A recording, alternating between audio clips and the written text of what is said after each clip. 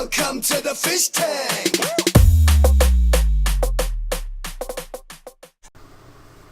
Hey everybody, Fishman here. This week's video is going to be a little bit different than the norm. Last little while I've been doing a lot of builds for filters and that sort of thing.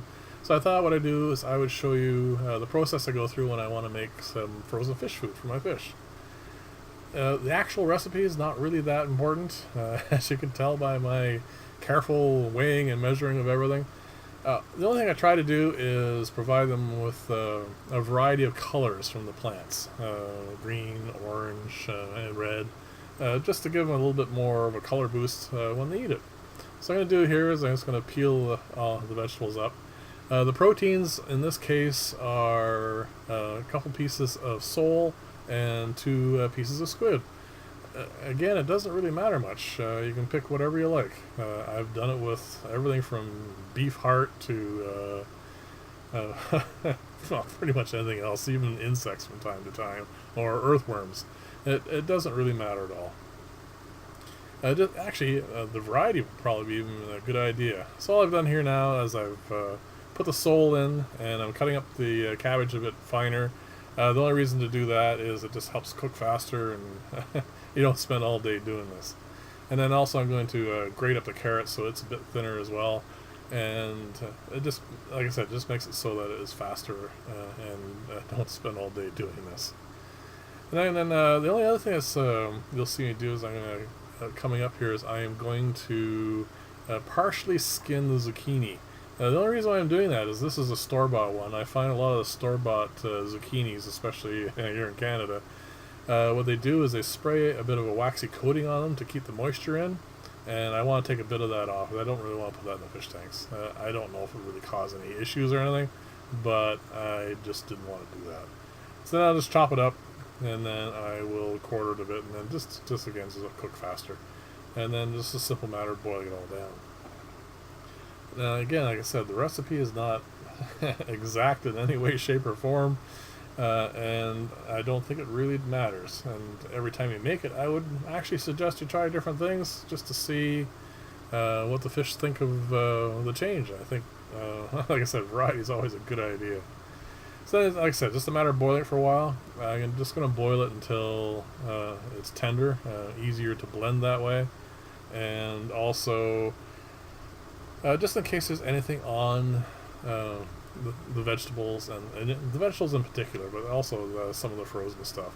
Every now and then you'll get a recall on like lettuce or something for having E. coli or salmonella, that sort of stuff on, just from cross-contamination with other things. So instead of risking that going into the fish tanks, I'm just going to boil it until I'm fairly certain that all that, or any of that sort of stuff, is dead. Then it's just a simple matter of putting it in a blender. This is just an old blender I keep around for this purpose. I don't think my wife would let me use anything new for this. Though the funny thing is, this is all just regular food. I mean, you could when this is done, you can just chew on it if you want yourself. There's besides not having any spices for flavor, it's quite edible. Then it's just a matter of emulsifying it here, just getting it to be as pureed as possible. And this is still hot. The reason why I'm doing it hot is because I want to melt the gelatin, and the gelatin will set as it cools. So the reason why I'm measuring it here is the gelatin I use, the packages anyway, will set for a certain amount of liquid, and I just wanted to make sure I had a good set, so I'm doing it in a couple of batches. And I'll just pour in slowly and mix, so that way you don't end up with clumps of the gelatin. And then once it's all done up like that, I'll just put it on a tray. Then I'm going to put it in the fridge. I did it in 2 stages. I first put it on a tray and let it cool and set in the fridge. Then I cut it, and then for some reason I did not show you that part. But then what I do to get it off the tray more easily is I put it in the freezer as well, and freeze it before I package it up. And that way it's just easier to do. So here it is after those 2 stages are done. It's been set and frozen. As you can see there, it's nice and stiff. And then all I'm going to do is just put it in Ziploc bags. And then I'll put it in the freezer and pull out chunks whenever I want to feed to the fish. The funny thing about fish food like this, whenever I make it up, the first time I feed it to like new fish I haven't had before, or don't know the routine, so to speak, they have no idea what to do with it. They think, something smells good here, but they don't know what it is. They don't know how to respond to it because they get used to a routine, and they kind of shy away from it a bit. So here you see them. You can see right at the top there. I just put it in. They smell it, and the little pieces fall down, and they like it, but they're not sure what to do. But that doesn't last very long. Once they figure out the game plan, it is like a feeding frenzy, and they really do like this stuff. So here you go.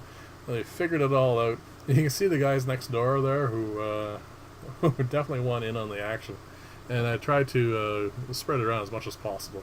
And also what I do is for like smaller fish like the ones to the right, I will rub it together between my fingers and get the pieces a bit smaller, and it floats around the water better, and that way it disperses and they all get a chance at it.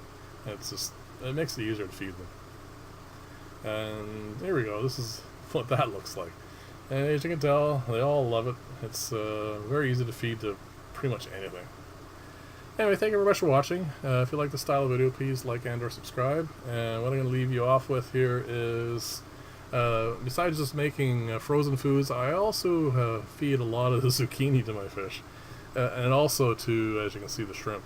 I find it's probably one of the better fish foods. I know there's lots of videos online of people feeding pretty much anything to plecos, like vegetable matters, from melons to all sorts of stuff. I just find zucchinis easy because I can chop it up, put it in the freezer, and use it whenever I need it. And as you can tell, these shrimp really love it too. These are cherry shrimp, but what I haven't done is I haven't really been taking care of the line too much. I just let them breed at will. And as you can see, a lot of the red is faded out of them. At some point in the future, I might get around to breeding these so that they come out more red and culling the ones that aren't. But I just use them as fish food. A lot of the baby shrimplets are very tasty to guppies and such. So that's unfortunately their lot in life here. Anyway, thanks again for watching, and I will see you next week. I think next week's video, I'm going to go back to some builds. I have some interesting things I want to do with, if you remember the pothos planter, I've done a few things with that on a few of my clients' tanks to try something different, and I think you might be interested in some of the things that's turned into. And again, thank you for watching, and I will see you in the next video, and bye for now.